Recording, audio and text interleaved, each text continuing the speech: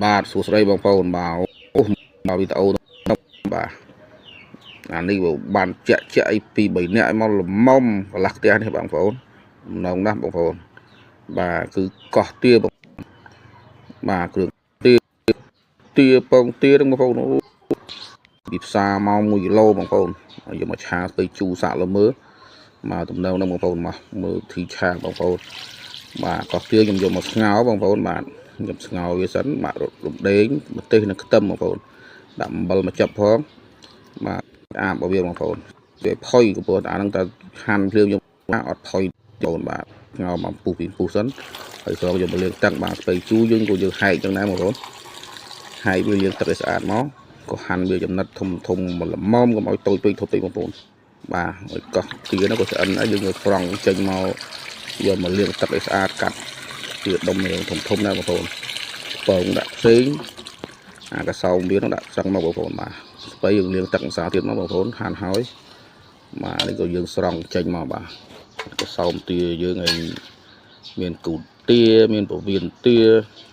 មានពងល្អណាស់បងប្អូនបាទ1គីឡូសាច់1គីឡូស្ពៃ1គីឡូដែរបងប្អូនមកផ្ទះធំតែ4 5នាក់អីអាចទទួលបានបងប្អូនណាតនេះជឿមកបងប្អូនបាទគ្រឿងក្រៅមានច្រើនទេបងប្អូនមានខ្ទឹមម្ទេសចាខ្ទឹមសឲ្យម្ទេសហ្នឹងហើយស្លឹកខ្ទឹមមកយើងបាទដាក់ផ្ទះមកឆាលីងខ្ទឹមយកឈ្ងុយបងប្អូនបាទដាក់ម្ទេសតាមក្រោយហើយយើងដាក់កសោមពីមុនបងប្អូនដាក់កសោមឲ្យពវៀនមុនហ្នឹងមកពងយើងទុកដាក់ក្រោយបងប្អូនខ្លាចយើងច្បោកច្បល់ទៅវាបែកបំបែកពងលេល្អមើលបងប្អូនបល់ពេញហ្នឹងបាទក៏យើងថែមគ្រឿងស្ករវិចេងមករ៉ូឌីទឹកត្រីបាទទឹកស្អ៊ីវបងប្អូនដាក់តិចបានហើយខ្លាចវាចេញប្រៃពីស្ពៃជូរបងប្អូនស្ពៃជូរខ្ញុំលើកពីទឹកដែរយើងអត់ទាន់ដឹងទេព្រោះយើងដាក់ស្ពៃជូរមកបាទមករៀបគោកថែមទឹកតិចបងប្អូនបាទមកពុះហើយយើងដាក់ស្ពៃជូរយើងមក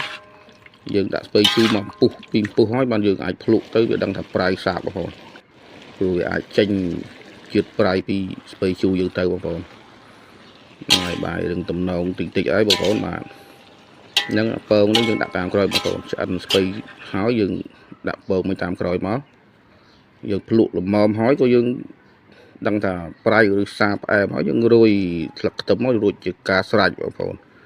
បាទប៉ុណ្ណេះឆ្អិនបានហើយយើងដួសមួយចានមកភ្លុកលើមើលបងប្អូនចាំមើលវារសជាតិយ៉ាងណាដាក់មកបងប្អូនមកចាននេះបឹបមកហៅគ្នាពី3នាក់មកល្មមណាបងប្អូនអូតំណងមកសូមអញ្ជើញចូលរួមមួយខ្ញុំបងប្អូនបាទ